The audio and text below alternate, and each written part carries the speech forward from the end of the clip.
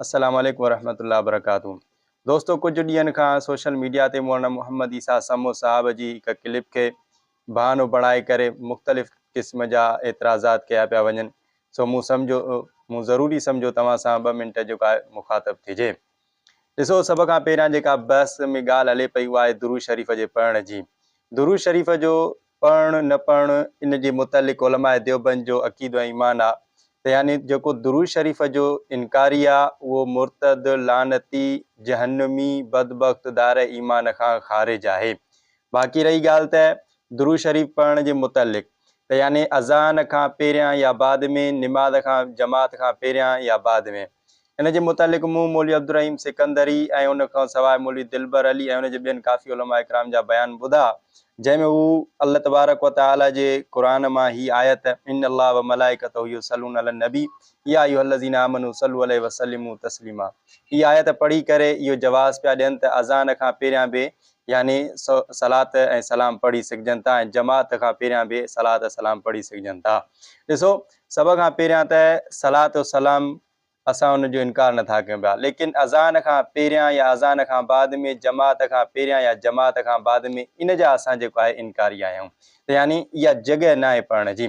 जेकॾहिं तव्हां चओ था पिया त हर जॻह ते पढ़ी सघिजे थी त पोइ उनजो हिकिड़ो अकुली जवाबु इहो बि आहे त यानी निमाज़ में तव्हां अलहम्द शरीफ़ जी जॻह ते, क़याम में, सजदे में, रुकू में, उन जॻह ते बि तव्हां सलात सलाम पढ़ो, तव्हां नथा पढ़ी सघो पिया। छाजे करे? जो इन जो हुकुम न आहे इन जॻह ते पढ़ण जो।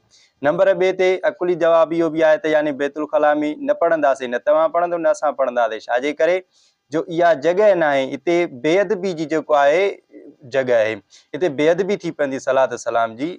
लिहाज़ा ऐं 3 नंबर ते दलील आहे त यानी असां चवंदा आहियूं त सलात सलाम पढ़णु जाइज़ आहे, लेकिन निमाज़ खां पहिरियां या निमाज़ खां बाद में, जमात खां पहिरियां या जमात खां बाद में, इते पढ़णु जेको आहे बिदअत आहे।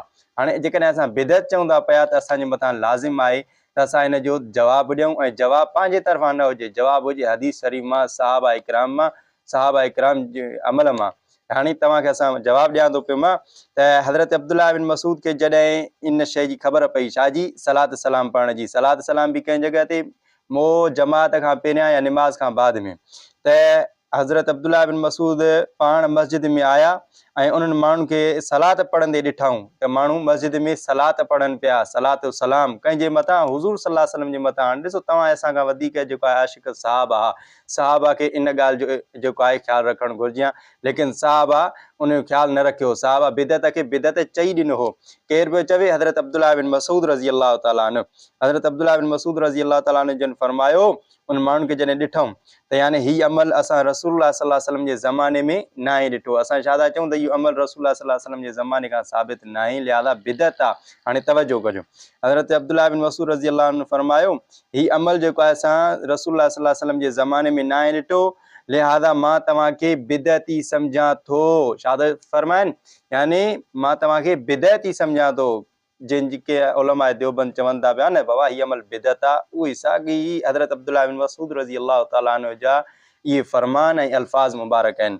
फरमायो, मां तव्हांखे बिदअती सम्झां थो। हाणे मां तव्हांखे इबारत बि पढ़ी ॿुधायां।